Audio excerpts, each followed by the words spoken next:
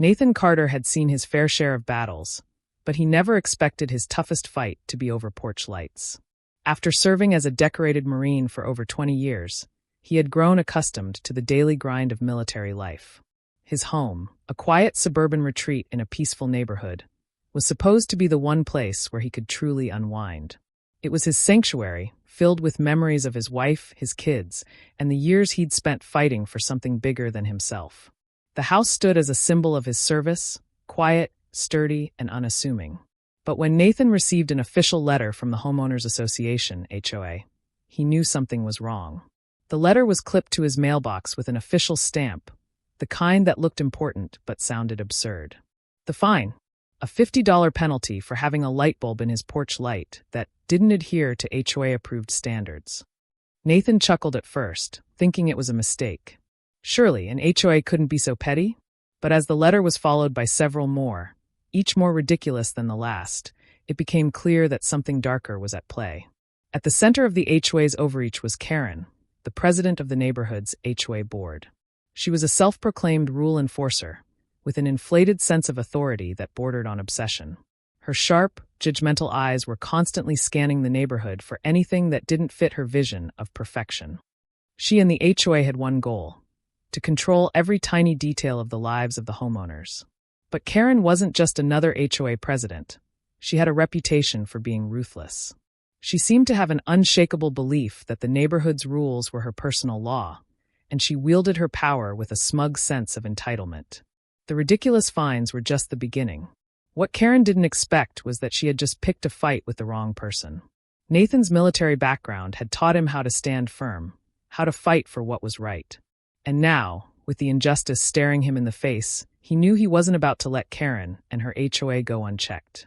As he read through yet another fine, a warning about his mailbox color, he clenched his fists.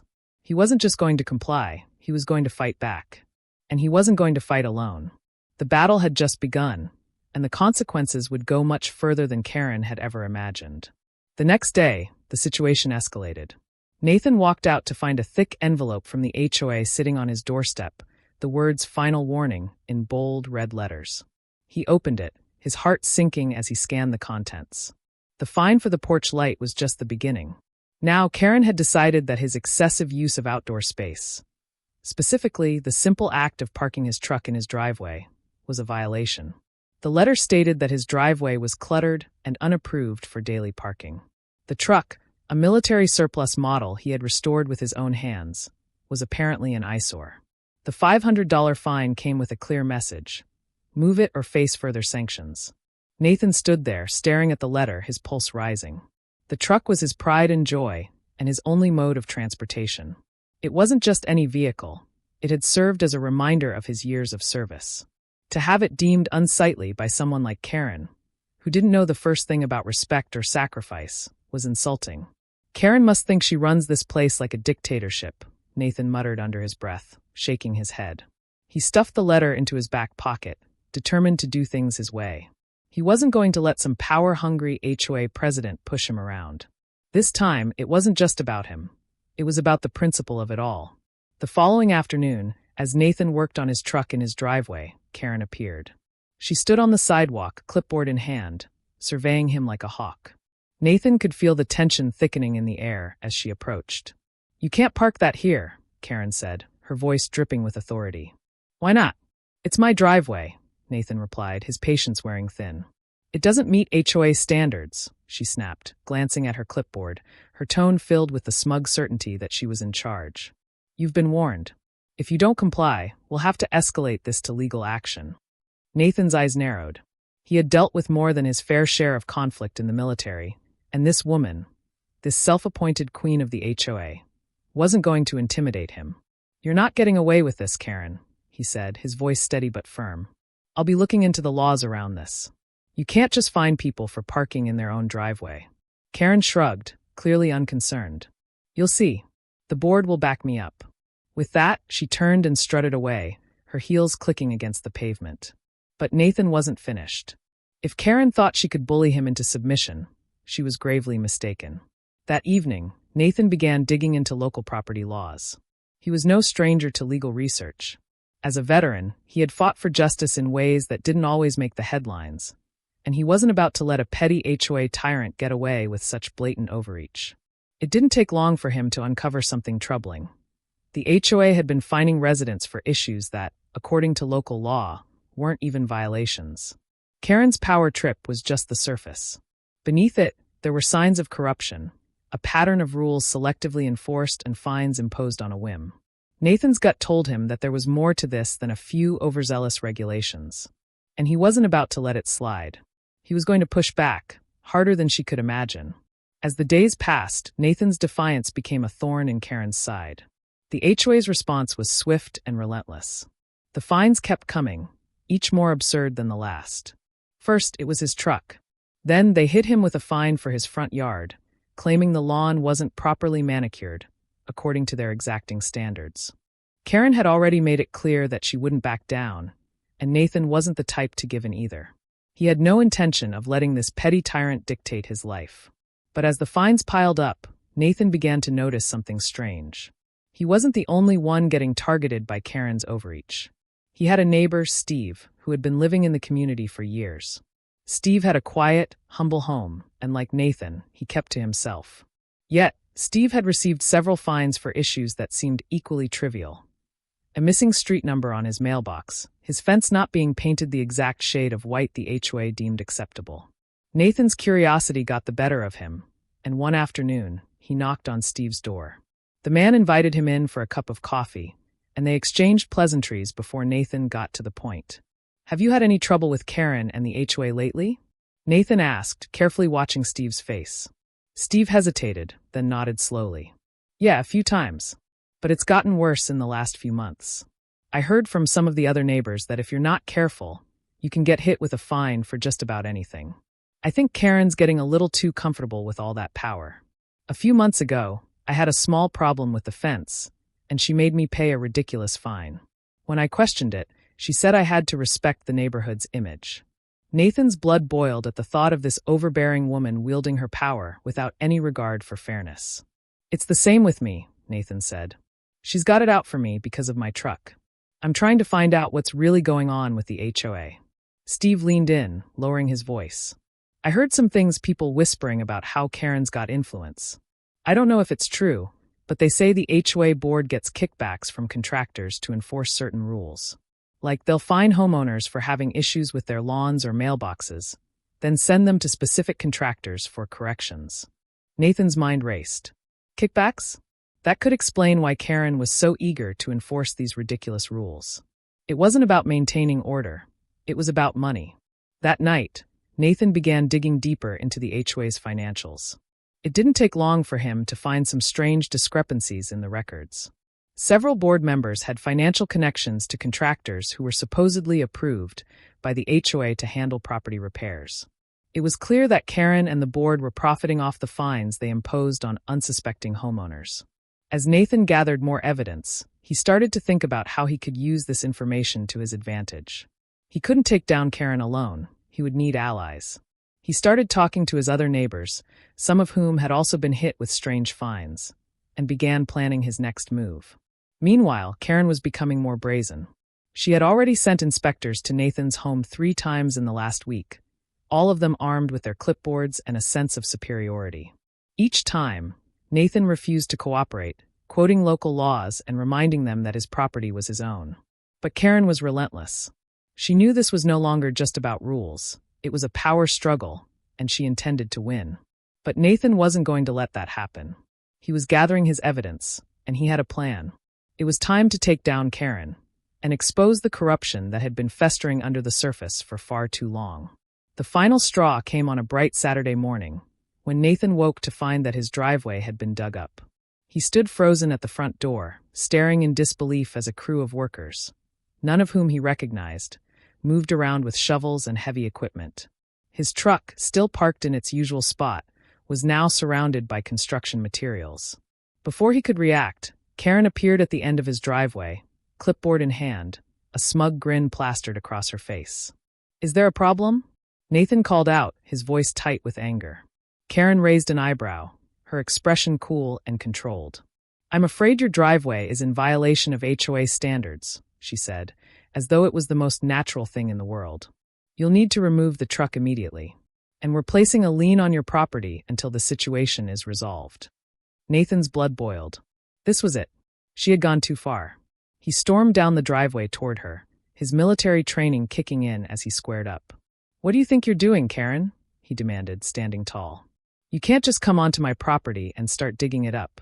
This is harassment. Karen didn't flinch, but there was something in her eyes, a flicker of doubt, maybe a hint of panic. I'm just doing my job, she said with forced calmness. You'll have to pay the fines and get the proper permits. Nathan's jaw clenched. This was no longer about fines or trucks. This was personal. He reached into his pocket and pulled out his phone. I think I've had enough of your job, Karen, he said as he started recording the scene. Let's see how the authorities feel about you trespassing on my property without any legal grounds. Karen's smirk faltered as Nathan filmed her standing in front of his truck, clearly in violation of the law. This is illegal, Nathan continued, his tone steady but firm. You're on my property without my permission, digging up my driveway. You have no right to do this. Before Karen could respond, Nathan stopped the recording. I'll be sending this footage to the local authorities and my lawyer, he said, walking back to his house. You might want to rethink your next steps. The workers, who had been pretending to dig, suddenly became hesitant. The foreman looked toward Karen for guidance, but she had no words to offer. The crew quickly packed up their tools and left, but Nathan could see the storm brewing on the horizon. The next day, Karen's retaliation was swift. Nathan's phone rang early, the display showing an unfamiliar number. When he picked up, the voice on the other end was cold and businesslike. This is Officer Daniels with the local police department. We've received a report about a disturbance at your residence. Can you explain what happened yesterday? Nathan gritted his teeth. I didn't cause the disturbance. It's Karen and her HOA. They're trying to force me into compliance with illegal demands. Officer Daniels remained silent for a moment before responding. We're aware of the situation, but Karen claims you were obstructing work and threatening contractors. We'll be sending a squad car to your home for questioning. The audacity of it all took Nathan's breath away. This was exactly what he had expected. Karen's ability to manipulate anyone in her path. He wasn't going to let her control the narrative any longer. Later that day, when the police arrived, Nathan remained calm. The officers were polite, but clearly confused by the whole situation. As he explained the events of the morning, he made sure to mention the illegal digging, the trespassing, and the fact that Karen had no legal right to be there. By the end of the conversation, the officers had enough to file a report, and Karen's efforts to paint Nathan as the aggressor began to unravel. But this wasn't over yet. Nathan knew Karen wouldn't stop. She never did. But now he had a clear path to take action. With the evidence in hand, he began working on his next move.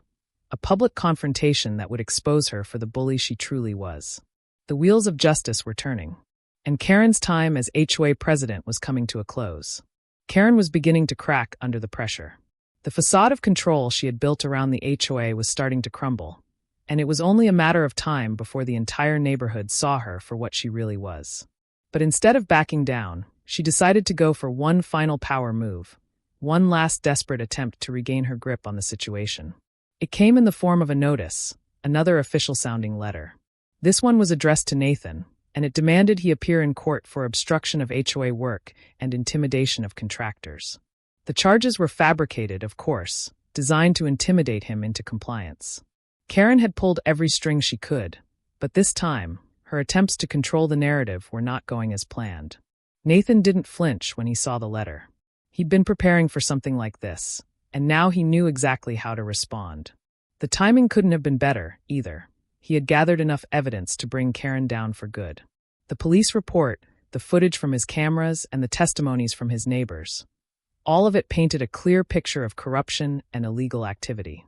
Instead of panicking or hiding, Nathan stood tall. He knew that this was the moment to expose Karen and her board once and for all. Armed with his evidence, he walked straight to his lawyer's office. There, he handed over everything he had gathered and made his final decision. Karen was going to face the full consequences of her actions. Meanwhile, Karen was busy spinning her web of lies. She had convinced a few board members to back her up, but even they were beginning to have doubts. Nathan's open defiance had planted seeds of distrust among the other HOA members, and soon, whispers of corruption were beginning to spread. As Karen continued to escalate her efforts, Nathan was already working behind the scenes to prepare his public response. The day of the court appearance arrived, and Karen walked into the courtroom with her usual air of superiority, convinced that she had the upper hand. But Nathan wasn't alone. As he stepped into the courtroom, his lawyer by his side, he saw a group of neighbors gathered at the back. They were there to show their support, to back him up against the HOA's tyranny. Karen, sensing the shift in power, tried to play it cool. But Nathan knew the truth. The courtroom buzzed with anticipation, and Nathan's lawyer presented the evidence. A mountain of documentation showing the HOA's illegal activity, their selective enforcement of rules, and their attempts to silence homeowners who dared to speak up. But it wasn't just the legal evidence that made Karen's face go pale. It was the crowd of neighbors, the same people Karen had bullied and harassed for months, now standing united against her. The courtroom fell silent as Nathan's lawyer presented the final piece of evidence. Footage from Nathan's security cameras, showing Karen herself sneaking around his property, trying to fabricate another violation. As the video played on the screen, Karen's smug expression melted into shock. The evidence was irrefutable, and she knew it. "I think that's enough," Nathan said, his voice calm but filled with the satisfaction of knowing the truth had finally come to light. He watched as Karen's face turned a shade of red that matched the color of the warning letters she had so carelessly handed out to the neighbors. She opened her mouth, but no words came out. The judge turned to the crowd, then back to Karen. "It appears you've made quite a few mistakes, Ms. Karen. You are hereby cited for illegal activity, harassment, and abuse of power. The HOA will be facing significant fines, and you will be removed from your position as president effective immediately." As the gavel came down, Nathan couldn't help but feel a surge of relief. This was it, the moment he had been waiting for. Karen's reign of terror was over. The aftermath was swift and decisive. The community, which had been living under the thumb of Karen's HOA for so long, erupted in celebration. The dissolution of the HOA was only a matter of time after the evidence Nathan had presented. The entire structure of corruption and abuse crumbled like a house of cards. What had once been an institution of control was now nothing more than a relic of a time when fear and manipulation had reigned supreme. Nathan's lawyer had already filed a class action lawsuit on behalf of the homeowners, and as the days went by, the weight of the evidence kept mounting against Karen and the HOA. Board members who had backed her. The city stepped in, slapping the HOA with massive fines for their illegal practices. Karen, once so sure of her power, found herself facing lawsuits from multiple fronts. As Karen's downfall unfolded, Nathan stood on his porch, watching as moving trucks rolled up to her home. The sight of Karen's belongings being carted away was the final cherry on top of a long-fought battle. It was a victory not just for him, but for the entire neighborhood. The relief that washed over him was palpable. His home was no longer under siege. His neighbors could breathe freely again. But it wasn't just about the fines or the lawsuit. It was about reclaiming their dignity. The HOA had been a tool of oppression, used to keep people in check and to enforce petty rules that had no place in the community. Nathan's fight wasn't just for his own property. It was for the residents who had suffered in silence for too long. The ripple effect of his actions had inspired others to take a stand, and the HOA was no longer the formidable power it once had been. Karen, meanwhile, was forced to resign as the president of the HOA, her name forever tarnished by the scandal. The community watched as she packed up her life, leaving behind the house she had so desperately tried to control. Her dream of absolute power had been shattered, and she was left with nothing but the consequences of her greed and arrogance. As she left the neighborhood for good, Nathan couldn't help but feel a sense of justice. She had been so sure she was invincible, so certain that her authority would never be challenged. But now, she was nothing more than a cautionary tale. The neighborhood had seen the worst of her, and they had emerged victorious. With Karen gone and the HOA in disarray, the full extent of their illegal actions began to surface. The city launched an official investigation into the HOA's practices, prompted by the flood of complaints and evidence Nathan had collected. The corruption that had been festering for years was now under the spotlight. As the investigation continued, more details emerged about how Karen and her board had been taking bribes from contractors. They had been forcing homeowners to use specific vendors for repairs and improvements, with the promise of discounted rates, and of course, kickbacks to the board members. It turned out that the fines imposed on residents were a calculated way to funnel money into the pockets of the HOA's leadership. The city, furious over the exploitation of its residents, didn't hold back. Fines were levied, and the HOA was dissolved entirely. It wasn't just Karen who faced the consequences. Her loyal followers in the board were also implicated. Several board members were named in the investigation, and criminal charges were filed against them. Some were charged with bribery, others with conspiracy to commit fraud. Nathan's victory had a ripple effect that spread beyond just his own neighborhood. The investigation into the HOA led to a wider crackdown on similar organizations throughout the city. Residents who had been silently enduring harassment from other HOAs began to speak out. It was the spark that ignited a citywide movement against HOA overreach. But the biggest impact came when Nathan filed his own lawsuit against Karen and the HOA board. With his legal expertise, he had been a step ahead the entire time. His case became the cornerstone of the legal action taken against Karen and her cohorts. As the lawsuits piled up, the HOA's remaining assets were seized, and the organization was officially shut down. The neighbors, once too scared to speak out, were now emboldened. Nathan stood at the front of the community meeting as the final decisions were made. "This is about more than just me or any one of us," he said, addressing the room. "This is about standing up for what's right. We're taking back our homes, our rights, and our peace. Karen thought she could break us, but she couldn't." The crowd erupted into applause. Nathan had done more than just expose a corrupt system. He had given a voice to the people who had been silenced for far too long. As the last of the HOA's officials packed up their things and left the neighborhood for good, Nathan knew that the community was forever changed. Karen's final humiliating defeat came quickly after the collapse of the HOA. Once proud and self-assured, she now found herself stripped of everything she had built her life around. The public backlash against her was swift and unrelenting. Her name, once associated with power and control, was now synonymous with dishonesty and abuse. Her professional life, if it could even be called that, had vanished.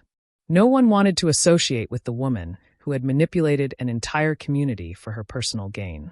The legal troubles that followed were just the beginning. As her financial assets were drained by the lawsuits and the fines levied against her, Karen was forced to sell her home. In the end, she found herself in a situation she never imagined possible. A woman without a home or any form of income, blacklisted from the community she had once ruled. The final nail in her coffin came when Karen, desperate and cornered, was spotted in the lobby of City Hall, arguing with officials over the fines she had incurred. She was trying to appeal the financial consequences of her actions, but no one was listening anymore. The scene was pathetic, and it didn't take long for the community to catch wind of her final, desperate attempts to hold on to any shred of dignity. It wasn't long before the local news outlets caught wind of her appearance at City Hall, and Karen found herself featured in headlines she could never have imagined. Former HOA president faces total financial ruin. Karen's fall from grace, a cautionary tale of power gone wrong. The media was unforgiving, and her reputation was in tatters. As Karen continued to fight a losing battle, Nathan and his neighbors couldn't help but watch from a distance, feeling a strange sense of justice. It was poetic, almost comical, to see someone who had once ruled with such an iron fist now completely undone by her own greed and arrogance. But for Nathan, it wasn't just about seeing Karen lose everything. It was about the victory of justice, the realization that the community had come together to fight back against tyranny. As the months passed and Karen's legal troubles deepened, Nathan found satisfaction not just in her downfall, but in knowing that his actions had sparked a change, a shift in the way the neighborhood would operate going forward. One evening, as Nathan sat on his porch, enjoying the peace that had returned to his home, a neighbor approached with a smile. "You know, Nathan, we should have known better than to let her have so much control," the neighbor said. "But now we all know that we have a voice. And you're the reason we're standing here, finally able to live without fear." Nathan nodded, feeling a wave of contentment wash over him. He had won not just for himself, but for every resident who had ever felt powerless under Karen's regime. As for Karen, she was last seen applying for a position at another HOA in a neighboring town. It was a bitter irony that she would end up in the very system she had once so ruthlessly tried to manipulate. But this time no one was fooled. Her time had passed, and the community's message was clear. Some lessons are learned the hard way. Months passed, and the neighborhood slowly returned to normal. The air felt lighter, the community stronger. The shadow of Karen's tyranny had lifted, and in its place, a newfound sense of camaraderie began to bloom.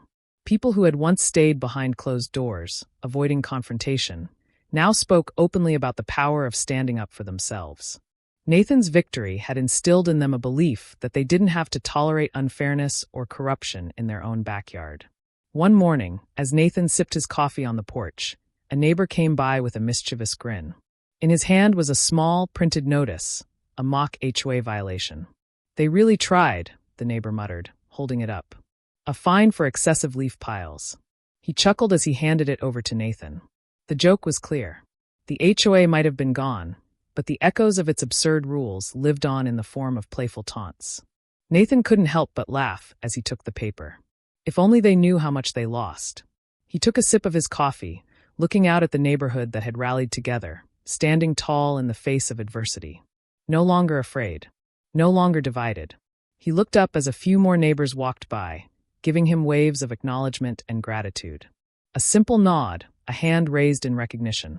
Their lives had returned to normal, but it was a normal rooted in respect and equality, one that had been earned through their collective fight. Nathan had shown them that when a community stands together, nothing can break it. But the real final mic drop came when later that week, the last remnants of Karen's reign were erased. The once grand house she had lived in, with its meticulously manicured lawn and overbearing sense of perfection, now stood empty. A "for sale" sign hung in front, its message clear. The era of Karen had ended. And as Nathan drove past the house one last time, he couldn't help but smile. He had not only reclaimed his home, but had given the neighborhood the most precious gift of all: freedom from tyranny. The world kept turning, but in this neighborhood it was clear justice had been served and peace had returned.